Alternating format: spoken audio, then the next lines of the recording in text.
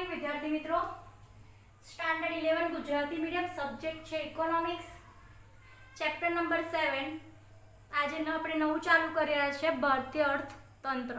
અત્યાર સુધી તમે બજાર, માંગ, પુરવઠો બરાબર એ બધી બાબતો તમે જોઈ કે બજારની અંદર શું માંગ હોય છે, શું પુરવઠો હોય છે, વૈકલ્પિક ખર્ચ કેવા હોય છે, અસ્થિર ખર્ચા શું હોય છે, સ્થિર ખર્ચા હોય શું હોય છે બરાબર એ બધી બાબતો જોઈ। અને હવે આપણે ચેપ્ટર નંબર 7 માં ભારતીય અર્થતંત્ર જોવાનું છે કે જે બજાર છે આપણા દેશનું જે અર્થતંત્ર છે એ શું છે બરાબર, અર્થતંત્ર કેવી રીતે બને છે, અર્થતંત્રમાં કઈ કઈ બાબતોનો સમાવેશ કરવામાં આવે છે તે આપણે હવે આગળના લેક્ચરમાં જોઈશું। ને આજે આપણે ભારતીય અર્થતંત્રમાં શરૂઆતમાં એક પ્રસ્તાવના જોઈશું કે ભારતનો જે ઇતિહાસ છે બરાબર, પહેલાનો જે ઇતિહાસ છે તેની આપણે થોડી ઘણી જાણકારી મેળવીશું કે અર્થતંત્રની રચના કેવી રીતે થઈ, પહેલા કયા ધંધા કેવી રીતે થતા હતા બરાબર। તો એની શરૂઆત આપણે આજના લેક્ચરથી કરીશું। પહેલા પ્રસ્તાવના જુઓ, ભારત વિશ્વમાં સાંસ્કૃતિક ભવ્યતા ધરાવતો દેશ છે જે વિશિષ્ટ લાક્ષણિકતા ધરાવે છે। તો કે આપણો જે દેશ છે ભારત દેશની જે સંસ્કૃતિ છે બરાબર એ સંસ્કૃતિથી જ આખા વિશ્વમાં ઓળખાય છે અને આપણા દેશની તે વિશિષ્ટ લાક્ષણિકતાઓ છે। તમને જો ખબર જ છે કે કેટલા ટુરિસ્ટો આપણા દેશની સંસ્કૃતિ જોવા આવે છે કે આપણા દેશમાં જે સંસ્કૃતિ છે કે બીજા દેશમાં જોવા મળતી નથી। આપણા દેશમાં મા બાપો છોકરા સાથે કેવી રીતે વર્તન કરે છે, છોકરાઓ મા બાપ સાથે કેવી રીતે વર્તન કરે છે બરાબર, નહીં તો બહારના દેશમાં તો તમે જુઓ કે 18 વર્ષ પછી મા બાપને છોકરાનું કશું એટલું બોન્ડ રિલેશન જોવા મળતું નથી।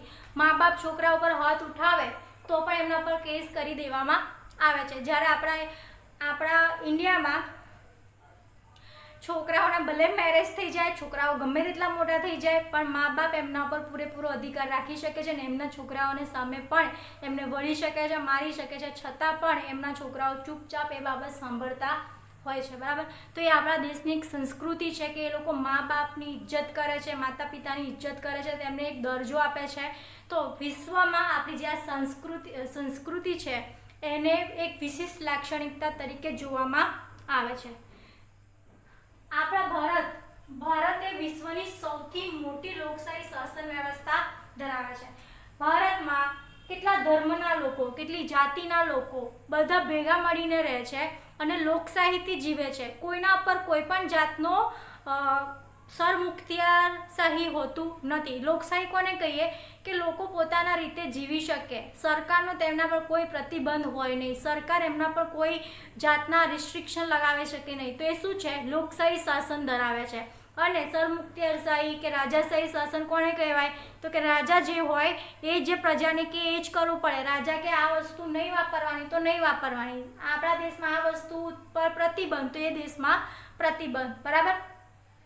તમે અત્યારે જો લેટેસ્ટ ન્યૂઝમાં છે કે કોરિયામાં એનો જે રાષ્ટ્રપતિ છે કિંગ જેન કે શું છે એનું નામ આઈ ડોન્ટ નો બરાબર નથી યાદ મને, એણે અત્યારે એવું કર્યું છે કે ભાઈ ત્યાં જીન્સ નહીં પહેરવાનું। કેમ કે તેને અમેરિકાની સંસ્કૃતિ ત્યાં લાવવી નથી તો ત્યાં આગળ કોઈ જીન્સ પહેરી શકતું નથી, તો તે લોકશાહી શાસન વ્યવસ્થા કહેવાશે નહીં।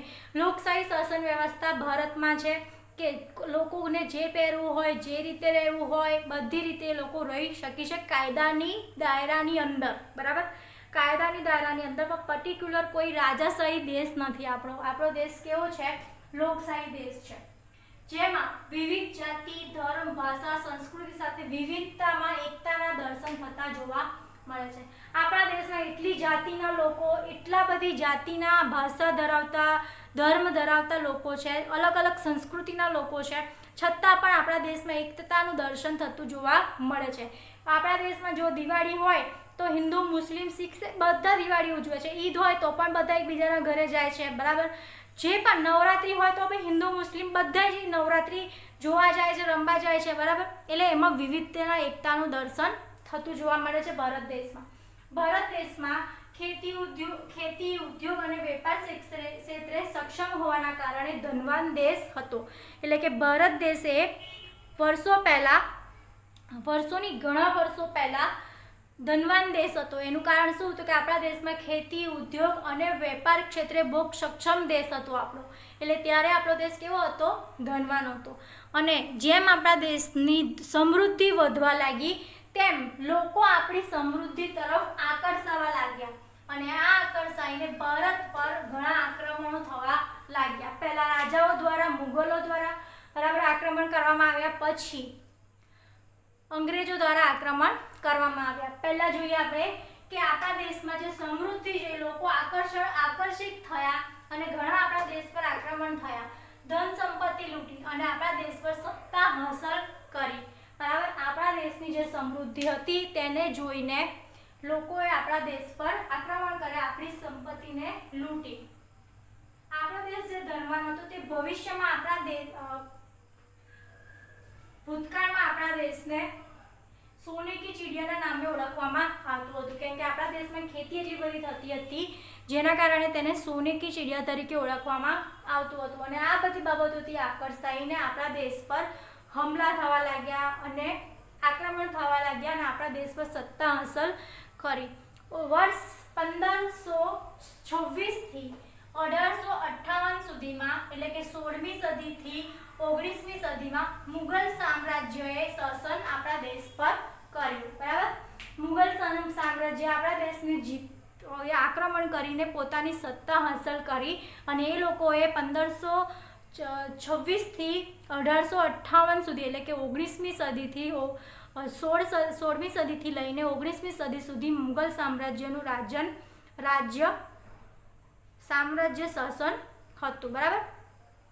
ત્યારબાદ ભારતમાં વેપાર અર્થે આવેલા વિદેશીઓ ફ્રેન્ચ, પોર્ટુગીઝ, ડચ, અંગ્રેજોએ 1757 થી 1957 સુધી આધિપત્ય જમાવ્યું, બરાબર। આધિપત્ય જમાવ્યું એટલે કે આપણા દેશમાં કામના લીધે અંગ્રેજો આવ્યા કે આપણા દેશમાં વેપારના ઘણા બધા ચાન્સ હતા, બરાબર। ખેતી, ઉદ્યોગ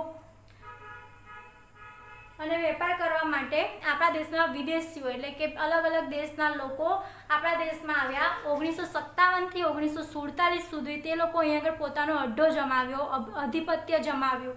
1757 થી 1858 સુધીમાં અંગ્રેજોએ ઈસ્ટ ઇન્ડિયા કંપનીની સ્થાપના કરી અને આ જે સમયગાળો છે તે સમયગાળો ઈસ્ટ ઇન્ડિયા કંપનીનો ગણવામાં આવ્યો।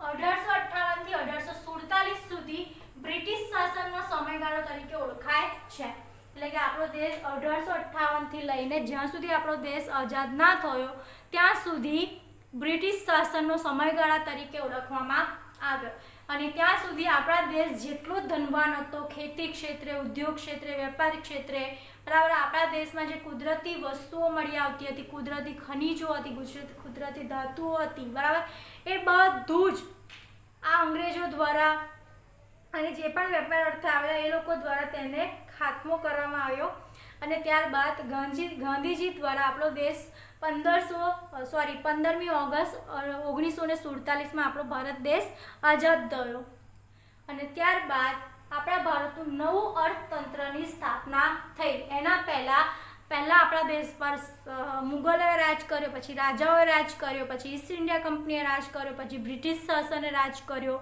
બરાબર। ત્યારબાદ આપણો દેશ આઝાદ થયો અને પછી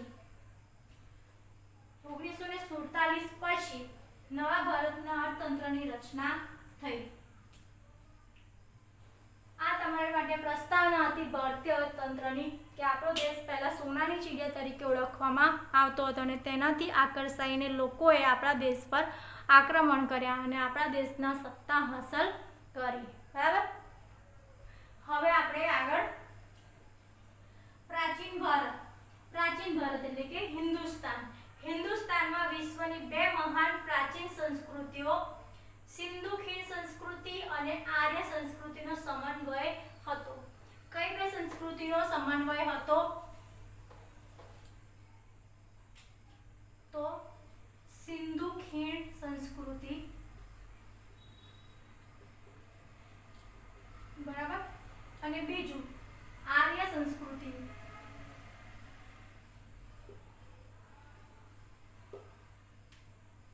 આ દેશમાં વિશ્વની સૌથી પ્રાચીન પ્રાચીન સંસ્કૃતિ ધરાવતો દેશ પૈકીનો એક દેશ છે એવું હડપ્પા અને મોહેંજો-દડોના સ્થળેથી મળી આવેલ સંસ્કૃતિના અવશેષો પરથી સાબિત થાય છે. આપણો દેશ એ વિશ્વનો પ્રાચીન સંસ્કૃતિ ધરાવતો દેશ છે એ એના પરથી સાબિત થાય છે કે આપણા દેશમાં જે હડપ્પા અને મોહેંજો-દડોના સ્થળે મળી આવેલા અવશેષો પરથી સાબિત થયું છે. બરાબર. હવે એનાથી આગળની જે પ્રાચીન સંસ્કૃતિ છે તે આપણે નેક્સ્ટ લેક્ચરમાં જોઈશું. આ લેક્ચરમાં કોઈને ના સમજ પડી હોય તો તમે મને કોલ મેસેજ કરીને પૂછી શકો છો. આ તમારા માટે જસ્ટ એક પ્રસ્તાવના હતી કે ભારતીય અર્થતંત્રની શરૂઆત કઈથી થઈ. પહેલાં હતી, બરાબર, પણ આ બધા સમયે રાજાઓનું શાસન હતું, પછી અંગ્રેજોનું શાસન આવ્યું અને ત્યારબાદ આપણો દેશ આઝાદ થયો અને ત્યારબાદ નવા અર્થતંત્રની રચના થઈ, તે ભારતીય અર્થતંત્ર તરીકે ઓળખાયો. તો એની અંદર કયા ઉદ્યોગો દ્વારા અર્થતંત્ર આગળ વધે છે, અર્થતંત્રમાં વિકાસ કેવી રીતે થયો, બરાબર, આઝાદી પછી, એ બધી બાબતો આપણે જોઈશું.